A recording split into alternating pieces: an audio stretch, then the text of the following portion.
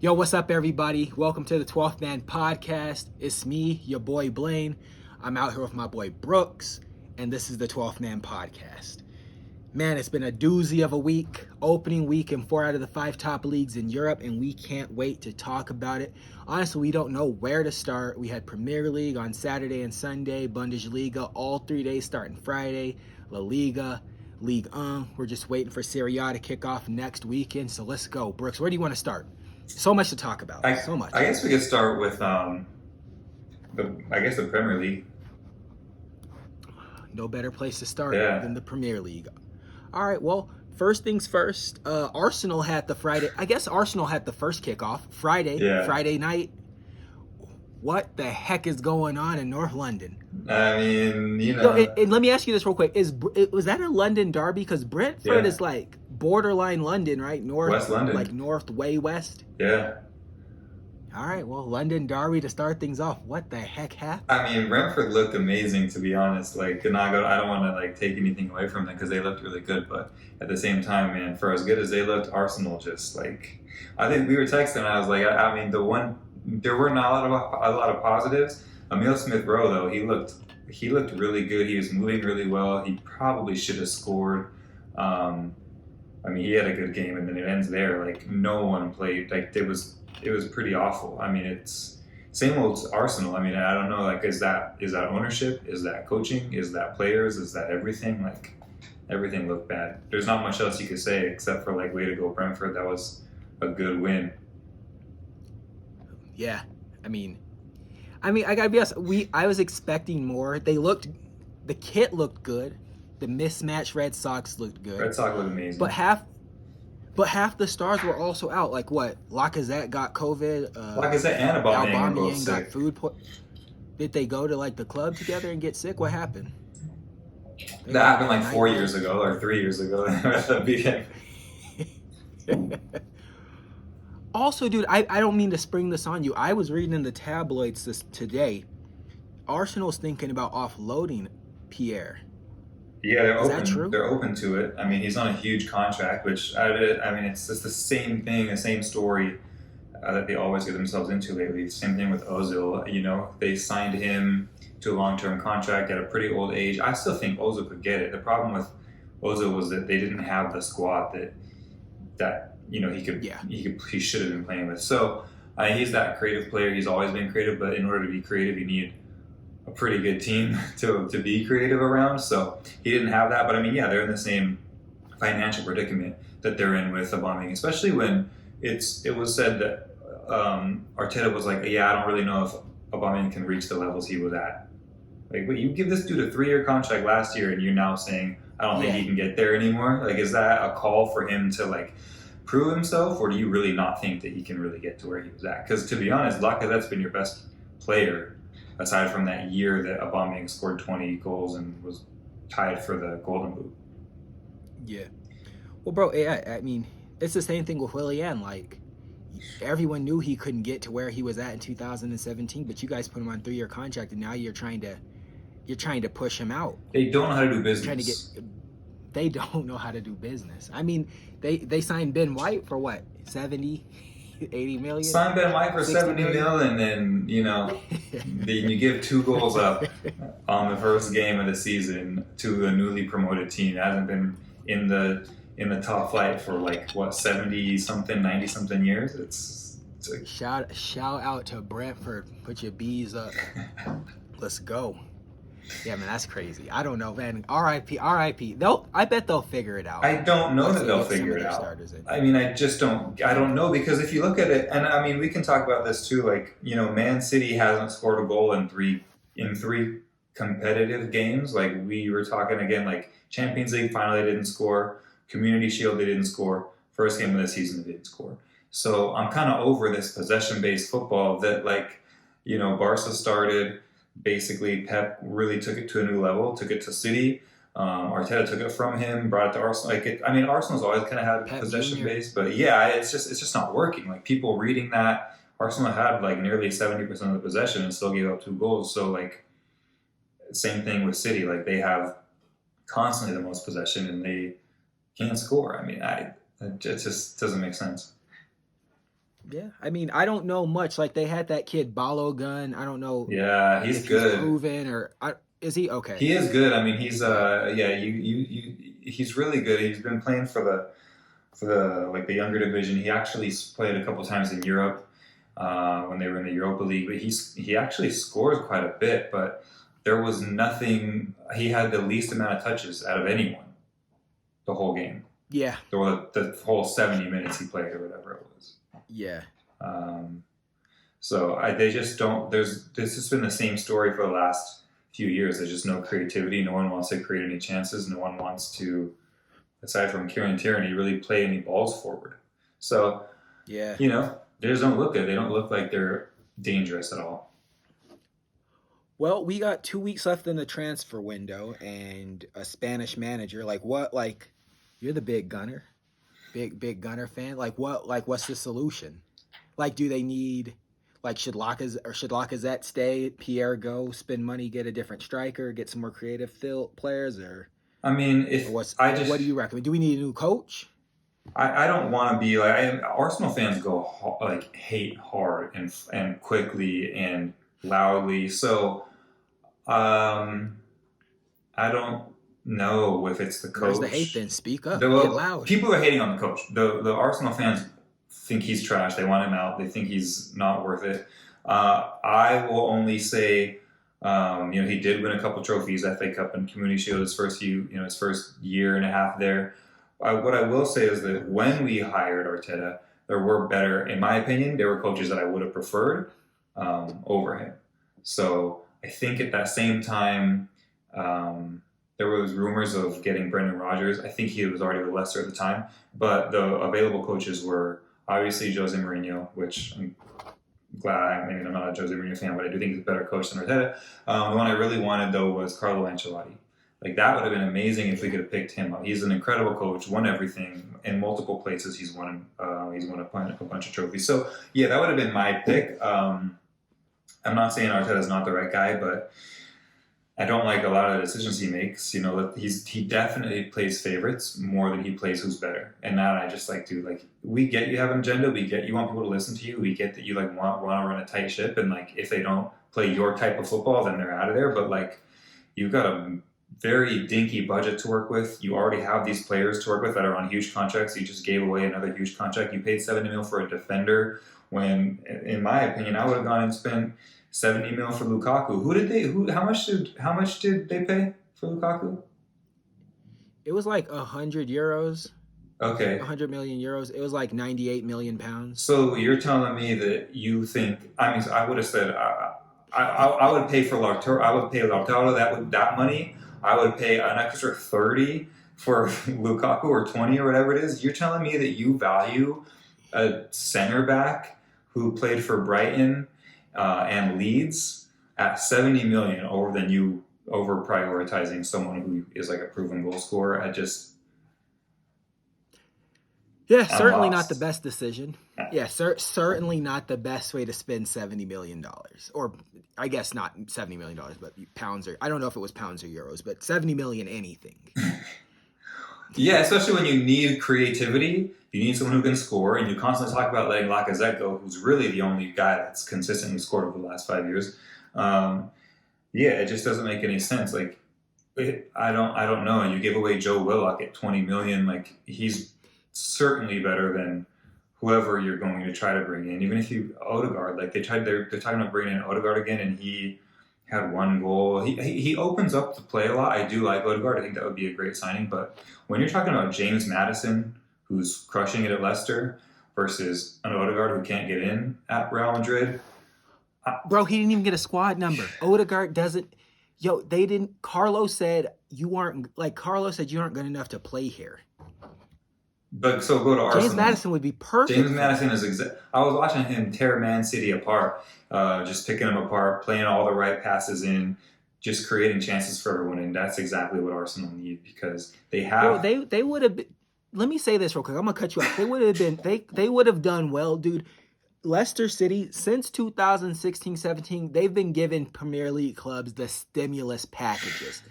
Conte, Mahrez, Ben Chilwell, Who else? Danny, just kidding, not Danny Drinkwater. But, like, you guys could have done well to go pick up Kelechi Iheanacho and James Madison. That's your Arsenal stimulus boost right there. You got a midfielder and a striker that can put away his chances right there. That's good for 20 goals right there between the two of them. 20 goals and 15 assists. Yeah. That's my word.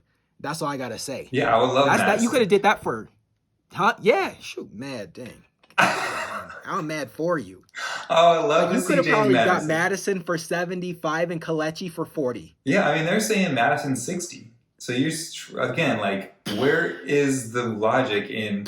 I get that, I mean, we have in the center back area, like, Rob Holding, David Luiz left, thank goodness, but, like, I get that he wanted, like, a center back who could really, really, really play with the ball at his feet and play out from the back, and he had a couple great passes, like where he played it over the midfield because we don't have one, and right into like the feet of Tierney, who always creates. But 70 million for that, I just think you could find that for less than that. But what do I know? He's definitely no Virgil van Dijk, and I think that's what they were thinking they were trying to get with 70 mil. But dude, when you compare the two, this is night and day difference. I mean, let me not say this because he didn't have a terrible game, although that second goal from the corner or throw-in, whatever, just went right past his face. It was a throw, bro. It was a throw, right? Berlino should have done better. Everyone should have done better. Ben White, again, should have done better. I like Ben White. I think he's great. I don't think he's 70 million. Very few people are 70 million. That's a price tag. That's a price tag. I hope that we replay this and, like, I'm very wrong, but we just need some people who can go out, get it, and score and can create for themselves, and who can finish off chances. Pierre-Emerick Aubameyang hasn't been finishing off chances. Lacazette can finish them off, but he comes in off the bench every other game. It's just... Anyway. Mikel don't like him. No, he wants to play Eddie Nketiah. The first half of the season, he played Eddie Nketiah for the majority of the first half, and then he'd be like, oh, okay, so maybe I'll try Lacazette. I'm like, no. Lacazette has done it everywhere. He's been. Lacaz's the man. He's the man. Anyway, enough on the trashy North London side that can't get anything done. But Arsenal was never like that. They were never like, oh, let me find a cheap deal. Let me find this.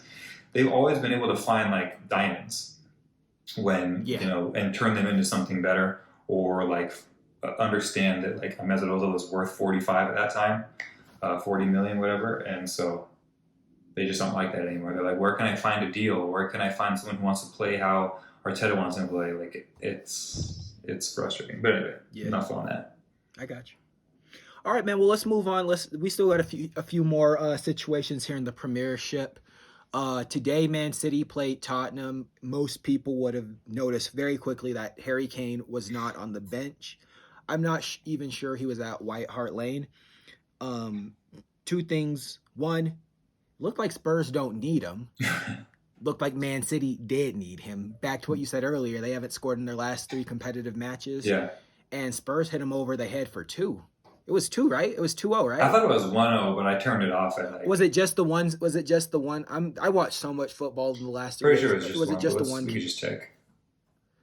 Okay, it was Son had that firecracker from outside. Yeah, 1-0. And Son just keeps getting better. Like, this dude is really, really, he's good. He keeps performing. He's the real deal, man. Day in and day out, or year in and year out. I guess he gets better and better. It looks like. So yeah, really good from him. Yeah, man. I mean, I'll say this, and I'm not gonna say much more. Like, for the Spurs to do what they did without this guy, I mean, credit to Nuno Espirito Santo for motivating a team and getting them, getting them to a spot mentally where it's like, okay, our boy isn't here, and we're still going to go out here and we're going to pull one over on the defending champions. Right. And anyway, that's basically all I'm going to say. They were Spurs defended great, they played great counterattacking football. City had tons of opportunities, and it looks like they really do need either A, they need Kevin De Bruyne to come back, or B, they really need a guy that can finish some chances for them, because they couldn't do it. Yeah, I mean, De Bruyne came in the second half, but they can't. They just aren't scoring. I mean, the chances looked like they were there-ish, they had, I mean, again, majority of possession, a lot of They it, were penetrating the box. They just couldn't a finish. lot of it in that final third. Yeah, they just couldn't finish. They couldn't get in the back of the net. And I don't know, like, again, I love Raheem Sterling, but Pep seems to think that, I don't know what he's like putting in his brain, because like for England he's amazing. At City, it's almost like he's like, okay, it's like thinking about it too much. I don't know. Yeah. I don't know what they're going to do, because they really, I mean, they need someone who can score, because Raheem's not doing it. Jesus not doing it. You know. Yeah. I mean, I feel like, and we were talking about this off the podcast, but I mean, so they put in. I mean, if we're to believe what the rumors are, they put a bid in for Harry Kane. Tottenham said, you know, you got to go higher. So I think Tottenham wants something like 130. And you said, and I agree with you here, why spend if you're going to spend 130, that's going to roll up to about 150. You may as well just drop 200 on Erling Haaland at this point. If you're City, you know you got the money, go buy the better striker that's going to be doing it for longer too. This dude had a crazy game. Yeah. I think he scored like 4 or 5 goals in his last 2 games.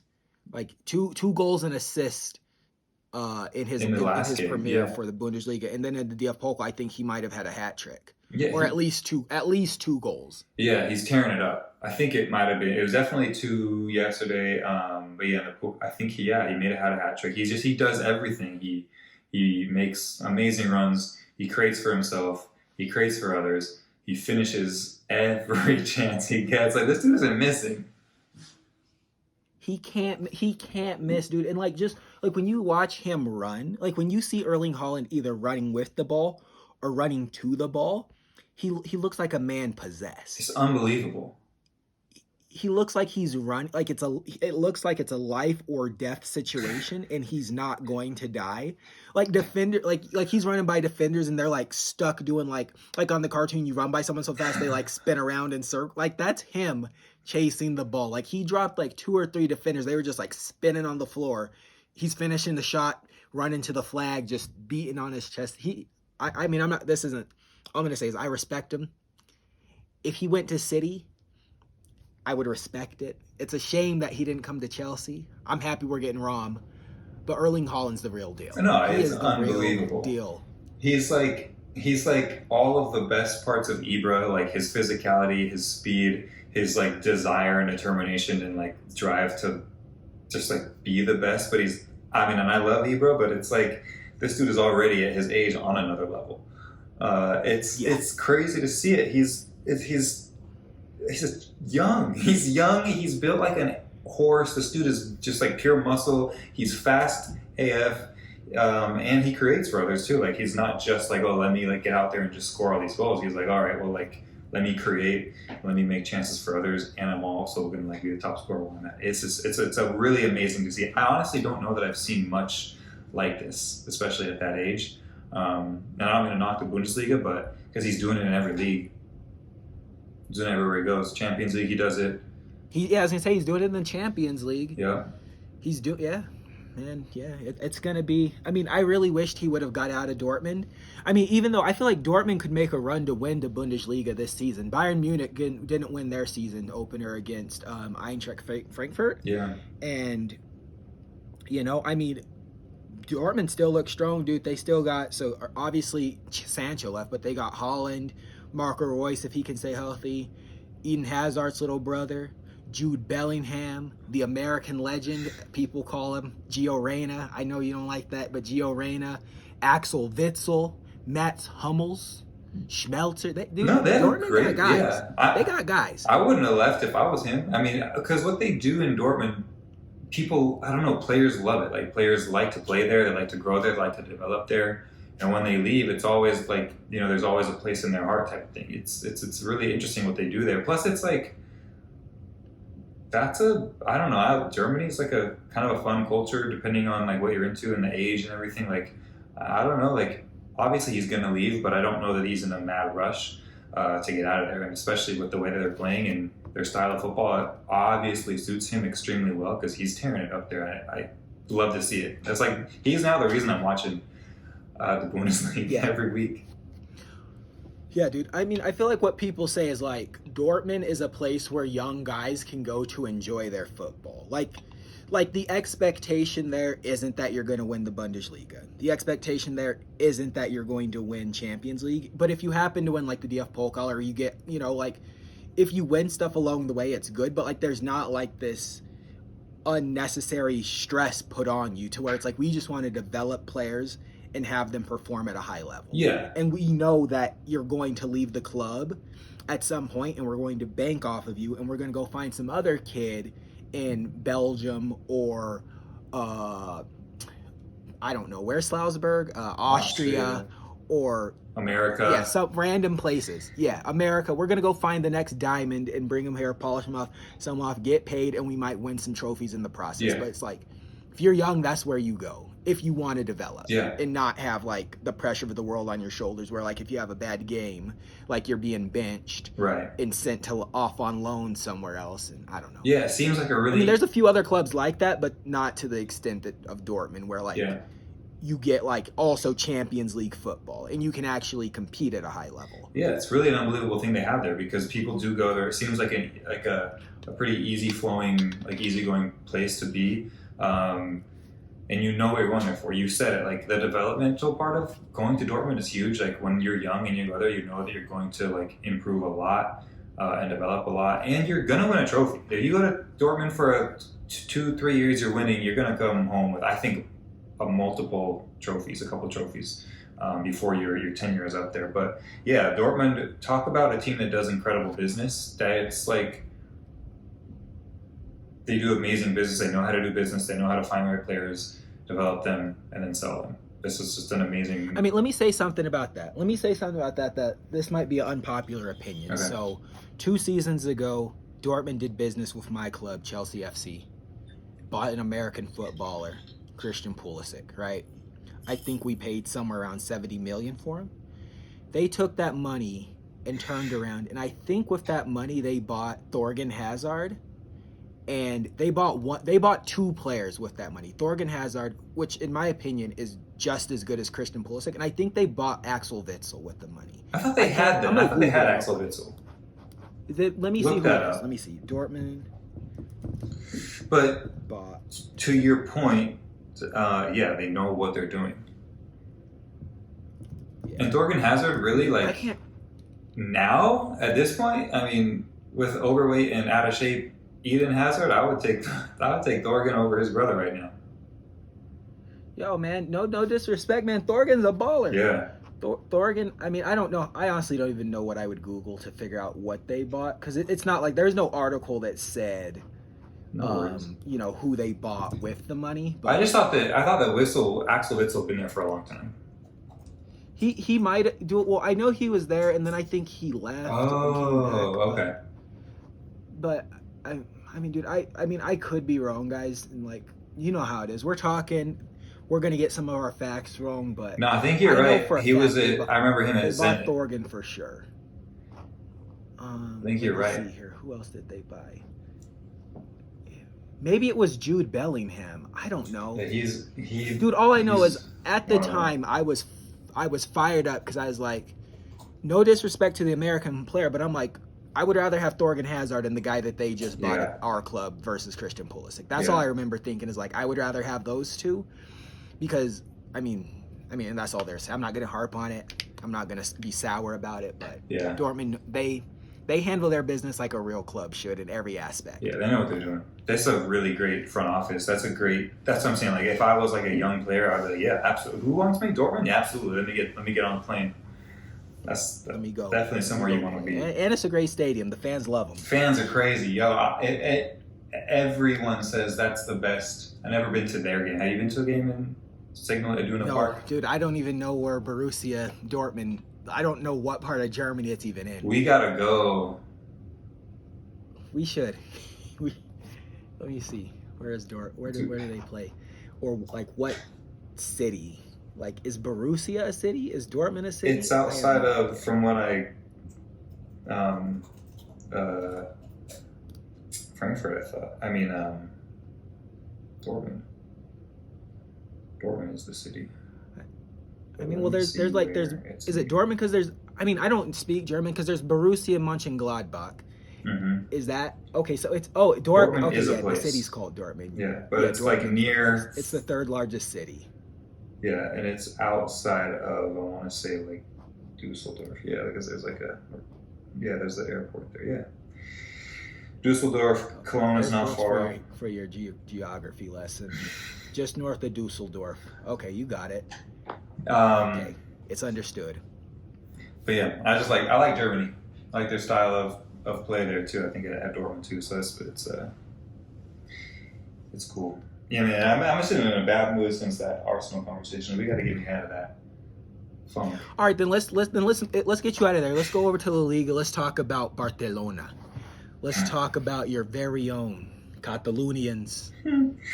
Won their first match. Yeah, they won. Didn't look bad in the process. Looked really good. JRPK took a pay cut so that Memphis Depay could get registered. Agüero's still not registered. Might not even stay. But Eric Garcia. So sidebar. Hold on. So you're right. Memphis Depay got registered because big man PK took a pay cut. The first goal was an assist from Memphis to PK. He paid him back. Yeah. That's all. No, that was good. I mean, they looked amazing. The next two people that they're going to talk to the board about taking a pay cut, I guess, is Jordi Alba and Sergio Busquets. So we'll see if they agree to it. I mean, I don't know what they're on. I don't know their wages at all. PK, I know, was a pretty big one. But even he said after the elimination of, I don't know, maybe it was the 8-2 or 8, the loss to... Yeah, it was. Was it? He was like, look, man, like, if they need us to leave so that they can, like, we can help out financially, like, I'll do anything for this club. So if I need to leave, if they have to sell me to make money, like, I'm doing it for the club. And luckily he could stay. All you had to do was take a pay cut. So it's really cool. That's really big. I hope that the others are able to do it also. So you really hate to see a team like Barcelona go through this, but it is their fault. Yeah. You know? I've said it 100 times. Yeah, they did it to themselves. I mean, we've been talking about this for weeks now, but yeah, it's absolutely their fault. And the reason that Agüero isn't registered isn't necessarily because he might not want to be there. If they had the money, he'd be registered. You know, that's just the end of the story. If they had the money to register him weeks ago when they signed him, they would have registered him. And now there's all these rumors that, like, oh, well, he's mad about Messi not being there. Like, they would have registered the guy if they had the money. So, and again, we talked about this a few weeks ago. I was like, he might not even be able to stay, and we'll see. We'll see if he even can stay because of the trouble that they're in. But it looks like, you know, going off of the preseason games and the first game of the season, it looks like they might not even need the man. You know, Memphis is showing up. Martin Braithwaite today showed up. You texted me. I mean, I know we give him a lot of flack on this channel, but you know, he only scored 3 goals in the league from 2019 up until today, and he had 2 and an assist. So, new number. Yo, bro, he's motivated now. He's like, Messi's left the club. Memphis slides in, takes his number. He's like, hold on, wait a minute. I was balling my butt off for Denmark over the summer. Let me show you guys what I can do at 32. He's trying to get that number 10. However old he is. He wants the number 10, man. He's like, let me show you. Showed up big today. But yeah, I'm with you, man. I'm hopeful for Barcelona. Like, financially, they'll probably be screwed for the next few seasons. But I think, like, if today's any indication, they can be competitive. Yeah. Like, Ansu Fati still wasn't a part of the team. Yeah, you're right. He's still ramping up. Pedri looked good. My boy Dembele's still injured, and he could come back. Yeah. I feel like there was still Eric Garcia looked amazing. Integrated. Yeah. Eric Garcia looked amazing. I wish I would have been able to see more of that Brazilian kid, Emerson. Oh yeah. Emerson Royale or whatever. He only came in for a little bit, but yeah. Jordi Alba looked great. Yeah, he missed basically a sitter, but yeah, other than that, he did. He did look. You can't expect him to score. I must have missed that. I must have stayed away for that. Yeah, it was like maybe about 70th minute or 60th minute or so. But yeah, you can't expect him to do that. But yeah, no, that whole team looked good. I gotta say, like, I wasn't too sold on Ronald Koeman, but he's building a pretty good squad. They all look good. Frankie De Jong looks good. He looks like a little bit hungrier, like he's finally fitting into that league a little bit and is kind of coming into his own. Got a yellow card by talking back to the ref too much in the end of the first half. So it's good to see a little bit of fight. Passion. Yeah. Just Yeah. make sure I'm still recording because I've been getting texts here. Okay. I get nervous. But yeah, no, he looks good. That whole team is looking really good. So I'm kind of excited to see what they'll do without Messi. But, Messi's doing his thing in Paris. They announced all of the new signings before their home game yesterday. Crowd was going crazy. Yes, sir. There were, flares. There were not crazy fans. There were very intense fans. It was looking like the place I wanted to be. PSG looks good. Yeah. Icardi, 2 goals in 2 games. Yeah. Icardi, man. You bring Messi to the club and everyone starts acting right. Yeah. No Neymar either. No Messi, no Neymar, no Sergio, no Donnarumma wasn't out there either. Donnarumma, yeah. Basically the only new signings that played were Hakimi and Wijnaldum. Yeah. And they looked like, I forget who coined this, but it was like basically plug and play. Yeah. Like they were seamlessly integrated into the team. I mean, it wasn't the best PSG performance, but they got it. They went out there and they got a job done. Yeah. With like, let's just say they were only at like maybe half capacity of what they can fully offer. Yeah. This run out, like Marquinhos didn't play. Right. Di Maria didn't play. Or did he? No. No. Di Maria didn't play. No. Yeah, he didn't play. I don't think that any of correct me if I'm wrong, but I didn't see anyone from Brazil or Argentina actually on the field that played in the Copa. Yeah, you're probably So I didn't see right. this. I didn't see, right. Obviously, Di Maria wasn't out there. Messi wasn't out there. Neymar wasn't out there. So I was like, Neymar's not hurt, but it's probably because they were in the final, and the final was forever ago. But then maybe they took a long vacation. I don't know what's going on. Maybe they were like, I mean, well, here's the Neymar. He's like, listen, I'm not coming back for the first game of the season. He wants extra time off to hang out. Now Messi, he's like, if Messi's not playing, I'm gonna sit. Like they were sitting together watching the game. Yeah. Neymar was like, I gotta show this guy around the city. This is new ground for him. Yeah. I mean, yeah. It's like my big brother's back in town with me. Crazy. I'm not playing until he plays. Yeah. Yeah, but no, they still look good. Yeah, they look good, man. I'm excited. I'm excited to see PSG. Maybe this year's the year they'll finally get it, go the whole distance. But Mbappe looked sharp also. I mean, he looked sharp. He's not scoring though. Well, did they give him that goal, or was it an own goal? I don't think he's scored. Let me just look this up. I don't think he's scored yet. I mean, it's only been 2 days. Hakimi and Icardi scored the first game, and then I don't think he scored yesterday either. Oh, he did. He scored in the 25th minute. He did. Okay, go to him. I was gonna say he had that shot, and it took he shot from the left side, and it was going to the right top corner, but it took a deflection and went in the left near post, and I didn't know if they would give it or not. I didn't think they did either, but they did. It was just good. He needs something. I feel like at his age, and like coming off of, missing a pretty important penalty, like he's got to get that confidence back. I feel like maybe he's I don't know. This is no slight, but I just feel like maybe mentally, like this is where the comparisons are there a lot with with Haaland and Mbappe because they're about the same age, same style of play, both incredible young kids. I just feel like maybe mentally Haaland is a little bit stronger that way. I was just thinking maybe Mbappe's got to get a little bit more confidence, a couple goals, and then like we're gonna see like the real Mbappe that we've kind of been missing throughout the Euros. Yeah. Well, dude, this is what I can say. This is my take. So like, Erling Haaland playing for Norway and Borussia Dortmund, like there's no real, like I said, like up until this point, like he's been able to have fun in his football. Mm-hmm. Whereas like Mbappe, you're like, there's the pressure. You won a World Cup at 19. There's that pressure. You are part of a $500 million project at PSG to deliver a Champions League, and you still haven't delivered that. Also, like with the success that he has had, like, I mean, Haaland's scoring a lot of goals, and he's had success in his own right, and I'm not taking anything away because I put him like top. He's a top player. Really? Ahead of Mbappe?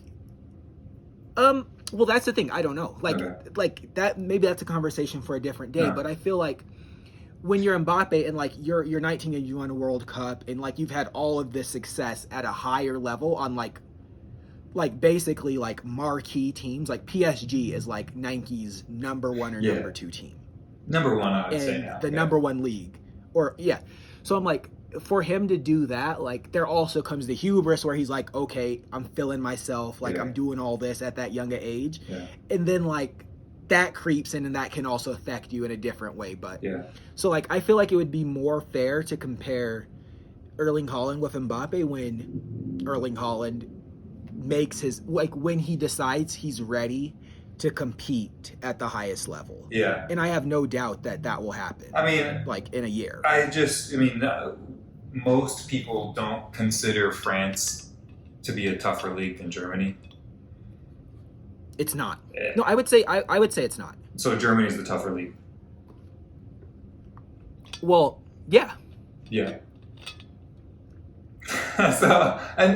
Okay, so what? So no, what? I agree with you. Okay, so what? I agree with you. Like no, so I'm not saying like. Let me give it a different way. So like, say for example, so would you say Premier League is a tougher league than the Bundesliga? Yeah. Okay, but what I'm saying is like, so imagine a guy like, let's say James Maddison, who plays for Leicester City. There's no real expectation for Leicester City to win the league. Like they did it, but there's no real expectation. So it's like, it's a lot easier for someone like James Maddison to go out there and like, and enjoy themselves knowing that like, if they don't deliver, like they're not going to be crucified. Whereas if you're playing on Man City as Phil Foden and you don't deliver, you know that there's probably going to be something in the paper the next day saying like Phil Foden or Raheem Sterling or Kevin De Bruyne didn't get the job done. That's all I'm saying. No, definitely. I mean, listen, like PSG is my team. That's like who I've actually probably been a bigger fan of, or longer than Arsenal in my like really young years. But I mean, PSG didn't win the league. Let me ask you a quick question. Year. Who is your favorite team between PSG, Barcelona, and Arsenal? Give me a quick ranking. Well, that's all. I would say PSG probably number 1 just because I factor in more than just soccer there. Like I factor in cities and I factor in the experience, which the PSG game I went to were, no question, the fans were way more intense than the Barcelona fans. So the ultras. It was insane. I've never seen anything like that. I mean, when they yell at each other, like from either end of the stadium. Barcelona, the difference with Barcelona was I feel like they appreciated like they saw football maybe better, definitely differently, but I think they saw it more, like they saw it better than the Paris fans did.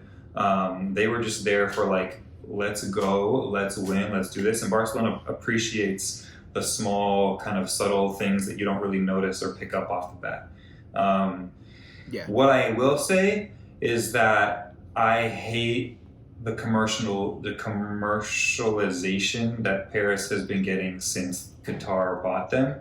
I mean, I remember, shout out to Chris, he brought me back a PSG ball like pre-QSI before they bought PSG. And I remember knowing like maybe 1 or 2 players. No one even knew what a PSG was. What is that? Where are they? Why are they? I don't know where I was going with this, but yeah, now what I will say is like, I don't love like the hype boys and like, that you can open up hypebeast.com and it's like, oh, like let's rate these Jordan PSG jerseys. Like, I don't like that. I'm not into that. Like, I don't, how I feel about like the American like culture taking over soccer. And I think that that's something that like Barcelona, Arsenal, probably Barcelona better than Arsenal because Arsenal has American owners too, do a better job at than Paris. So yeah, I would say PSG would be the number 1. Probably Barcelona the number 2. Honestly, just because Arsenal is just overrun by dumb Americans lately. You asked me this when Thierry Henry was there, it would have been Arsenal, or even when Arsene Wenger was there, it would have been Arsenal probably over everyone. But I don't know. I've followed PSG, I think, for a longer time. I don't know. That's a tough question. Probably PSG, Barca, Arsenal. Okay. I don't know. It's tough though. I also love the city of Paris. The fans though were crazy. Like that did it for me. I had my phone out just recording noises, just recording like the fans because they were so loud, and the ultras are amazing. And again, in Barcelona, it's like they do something, and they're like doing the golf clap type of thing, which is cool because they're noticing something that like no one else would have really noticed. Yeah, like a touch. Yeah. And I was there during the Andres Iniesta days, so every touch was beautiful. But yeah, Arsenal, you can't appreciate anything. There's nothing to appreciate. I mean, not to be... When you're getting battered 2-0 by Brentford. There's nothing to appreciate. So yeah. Don't get me started on AS Roma. Well, Tammy Abraham's going to AS Roma, so, I think you guys are back in the business. You shipped out old man Dzeko. Man, I was waiting for that. Young man Tammy. Yeah. Young man Tammy Tam, man. Don't be surprised if you see me with another Roma kit this season. The New Balance. My man Jose Mourinho at the helm, too. Oh, man. That's the only liability there, I think. But, I mean, hey, he got a red card in their first preseason game, so maybe he got it out of the system already. That's going to be a good signing. I think that our Roma's style of play, especially with Jose Mourinho there, is gonna benefit Tammy Abraham pretty well. I know he wanted to stay in England. He was hoping Arsenal would come for him. For as bad a business Arsenal do, I was just kind of happy that they didn't buy someone that Chelsea didn't want anymore. But it's really nice to see Tammy Abraham going to a team that I think will be good for him. And they're in Europe. I mean, I think they're only in the Europa League, but it's better than Arsenal will be in the next few years. So I think he'll be a really good fit there. Yeah, I think so. And the cool thing is, I mean, Chelsea, for the first time in a long time, they actually inserted a buyback clause. You called it. They had to have heard you. They watched the podcast. They heard me. I mean, I was blowing up their Twitter. I was blowing up their IG. I was blowing up the subreddits. They had to see like at Blaine Gun at the Horse Force. This kid won't stop. He might be on to something. I'm available if you guys need me to. No, that was good. I'm glad they instituted that. They needed to do that, especially with him. He's what, 24, 23? I think he's 22. No, he's 23. His birthday's the day after mine. He'll be 24 in October. Oh, nice. Oh, okay, cool. Yeah, I mean, I think that he's going to, hopefully he'll flourish there, score a lot of goals, and then in a few years, you called it last week, hopefully in a few years you see Tammy Abraham back at Stamford Bridge. Yeah, man. Let Romelu Lukaku run his contract out. Yeah. We won't make anything off of him. Win a couple leagues, maybe get another Champions League. 2025, we bring the tall man back. Yeah. At that, I mean, I won't get into Chelsea like that, but at that time, the squad will be at full. Like, we'll be a mature team at that point. Yeah, you got a lot of young players out. Mid-20s. Yeah. Yeah. Moving into their prime. Yeah. We'll run it back like it's 2010, 2014. Four solid years, go right up until like 2028. Yeah, for a team that never won anything up until like 2004, what, 2? 4, 5. I mean, they've been on an incredible 4, run. 5, something like that. Yeah, it's been unbelievable since Abramovich took over, and that's what you want to see as a fan. Like, you want to see an owner who wants to spend money and win things. So, as like an outsider looking in, who's not a Chelsea fan at all, it's something that's great to see when you get new ownership and they go hard like he's done. That's awesome. So happy for you. Man, he goes so hard. Yeah, he cares. Yeah, it's like he like, I think he's an arrogant man. Like, the only thing he cares about is not losing. Yeah. Like, we bought Romelu for like 8, we sold him for 30, and now we're gonna buy him back for 100. I don't care. Are we like? We won. We need to keep winning. Yeah. Oh, I signed this coach, and he's starting to starting to like drop the ball. Okay, pay him off. Tell him to get out of here. I don't want to see him ever again. Right. Unless we need him again, we'll re-sign him. Jose Mourinho, come back to the club, win us a few more trophies. Yeah. It's nothing personal. It's just business. Yeah.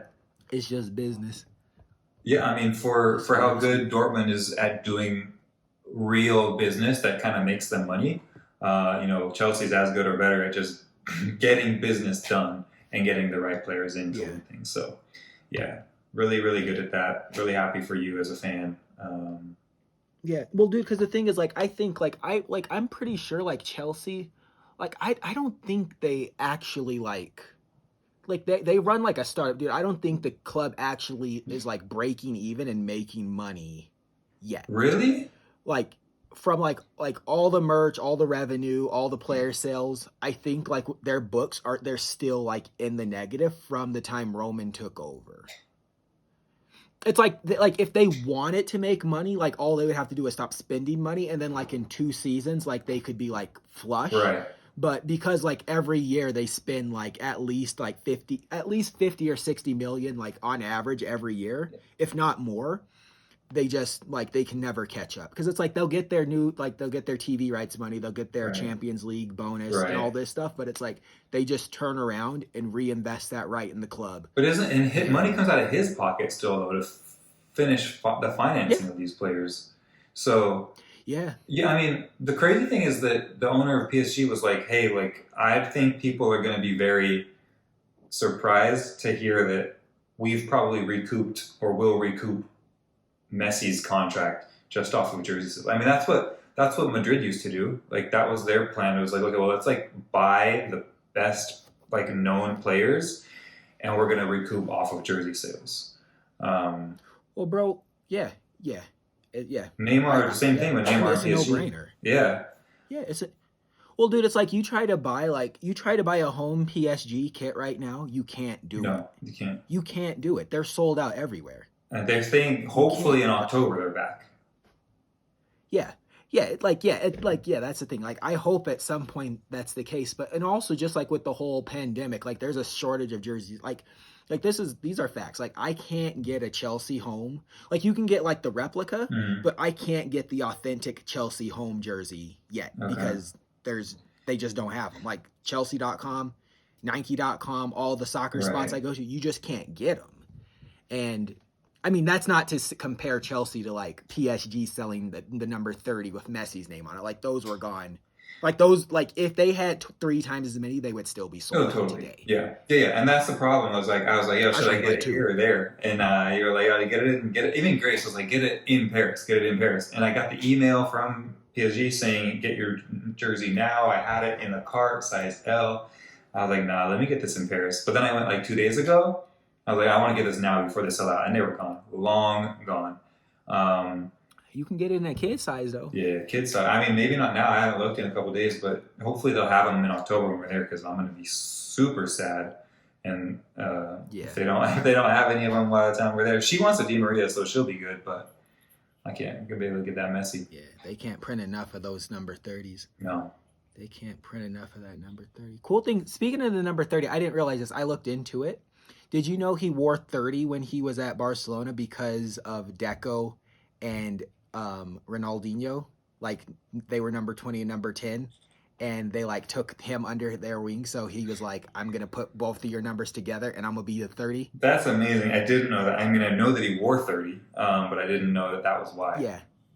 That's cool. I mean, I didn't hear it from him. I read it somewhere on the internet that was the reason. That's cool. I'll take that. I mean, it adds up, right? Like, they were the big men when he was a kid. Yeah. You know?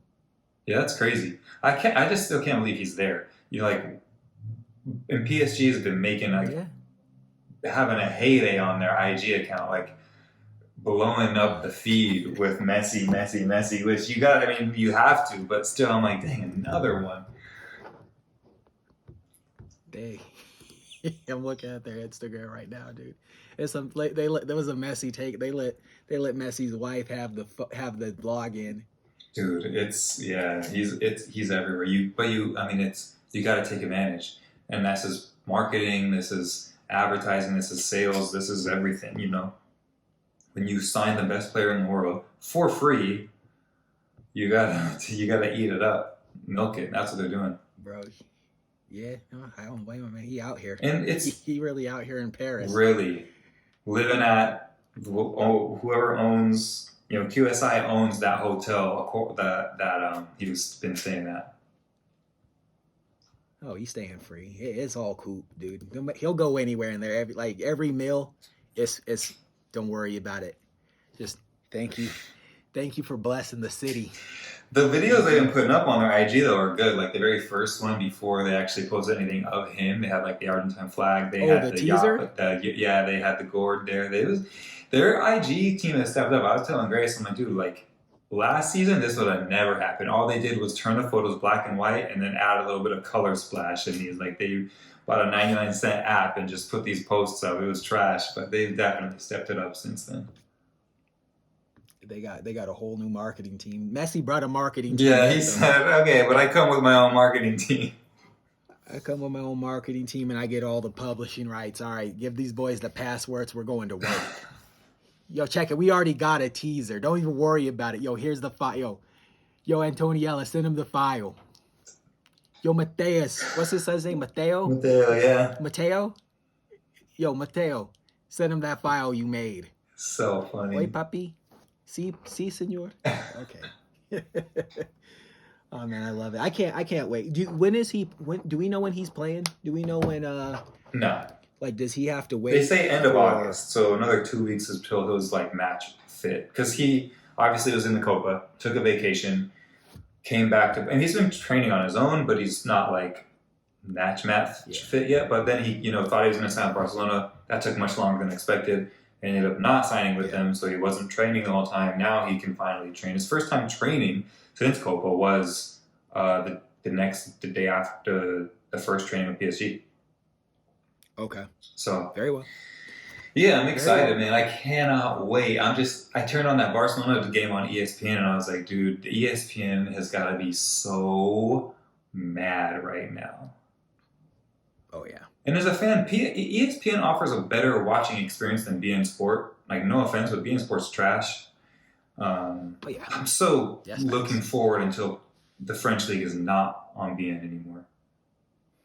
Dude, ideally for me, like even like Premier League's on NBC Sports, and I like their team. Like I like their they're good. Like the halftime team with Rebecca, Robbie, Rebecca's the two amazing, and the two Robbies, Yep, amazing. I like Graham Lasso. I like the NBC Lee Sports Dixon. Network team. They're all good, yeah. Yeah, Graham Lasso. Yeah, the whole thing. Even the comedy show, the 2 Men in Black. They're doing it right. You can't get. They're funny. I love those boys. But ESPN really is the best experience. Like as far as like a viewing experience and like ease of being able to watch a game. Watch it right there on your phone. You can do the split screen. You can have 2 or 3, 4 games if you want all of them at the same time on your TV. Yeah.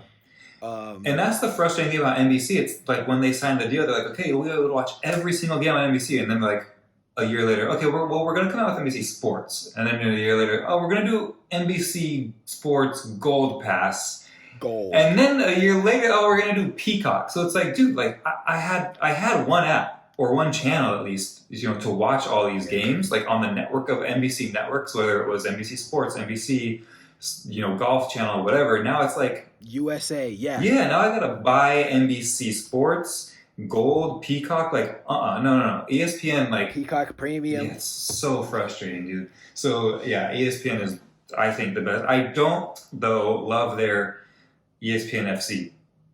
Aside from Julien Laurent, the French guy, they all Julien's my man. Yeah, but all the other ones I'm like, dude, you don't really I just don't buy what they're saying.